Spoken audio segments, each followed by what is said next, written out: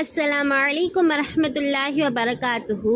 அல்ஹம்துலில்லாஹ். இன்னைக்கு உங்கள் எல்லாருக்கிட்டே ஒன்று கேட்க, நீங்கள் டெய்லி க்ளீனாக இருக்கீங்களா? இது ஏன் கேட்குறேன்னா, நம்ம நபி ஸல்லல்லாஹு அலைஹி வஸல்லம் சொல்லியிருக்காங்க, சுத்தம் ஈமானின் ஒரு பகுதி. ஓகேங்களா? அது ஹைஜீன், நம்மளுடைய உடம்பு மட்டும் ஹைஜீனாக இருக்கிறது இல்லை. ஓகேங்களா?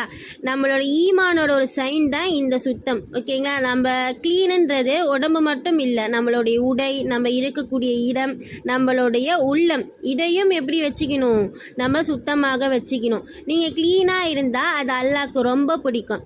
ஒன்றும் இல்லை, நம்ம டெய்லியும் கையை கழுவுறது, ஃபேஸ் வாஷ் பண்ணுறது, ரூமை க்ளீனாக வச்சுக்கிறது, நல்ல விஷயங்களை யோசிக்கிறது, இது எல்லாமே நம்மளுடைய க்ளீனான விஷயம். ஓகேங்களா?